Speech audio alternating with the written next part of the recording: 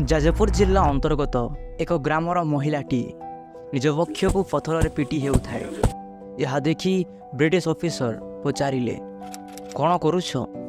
एही प्रश्नर प्रत्युत्तर देबाकु जाई महिलाटी कहिला, जदि मो वक्षरु 2 बूंद रक्त अथवा क्षीर बाहरी जाए ताहेले मो 6 मासर पिलाटी बंचीजीव। मार एही उत्तर शुणी ब्रिटिश ऑफिसर भांगी पड़िले। 1866 मसीहार सही भयावह दृश्य देखिबार साहस आजिर मनीषरे नथिला।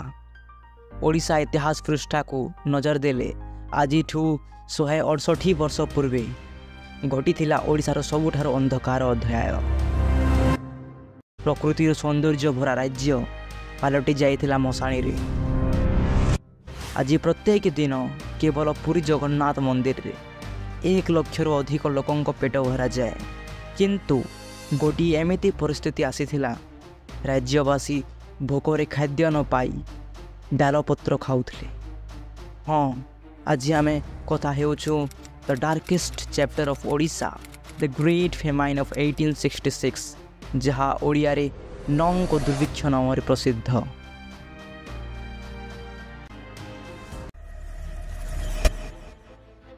प्रत्येक वर्ष ओडिशा विपुल परिमाण रे चाउल रप्तानी करुथिला। पूर्व 6 वर्षर रेकर्ड अनुसार प्रत्येक वर्ष 20,000 टन चाउल रप्तानी होईछि। 1865 मसीहारे धनी तेलिंग माने ओडिशारू 33,000 टन चाउल रप्तानी करथिले और फ्रांस रो मेजर्स रॉबर्ट नामक कंपनी को बिक्री करथिले। 1865 मसीहार मरुड़ी मौसमी ऋतु अति शीघ्र आरंभ होइतिला। अक्टोबर और नवेम्बर रे कौनसी वर्षा होई नथिला। ज्वलंत सूर्यर परिणाम जोगु जमी सुखीगला और फसल संपूर्ण रूपे नष्ट होईगला। चाष थिला ओडिशार प्राथमिक वृत्ति। चाषी वर्षा उपरे निर्भर थिले। मरुड़ी जोगु चाउल अति महंगा होईगला। फल लोके किणी पारिले नाही। बहु दिन धरी खाद्य न खाइथिबारु मଣିଷର कोमल देह सुखी कंकाल हो पड़ी। माँ निज संतानर शवको धरी कांदुछि तो संतान निज मार शवको धरी कांदुछि। ज्वलंत सूर्य पोखरीर पानी सहित देहर रक्त शोषि नहीं गले।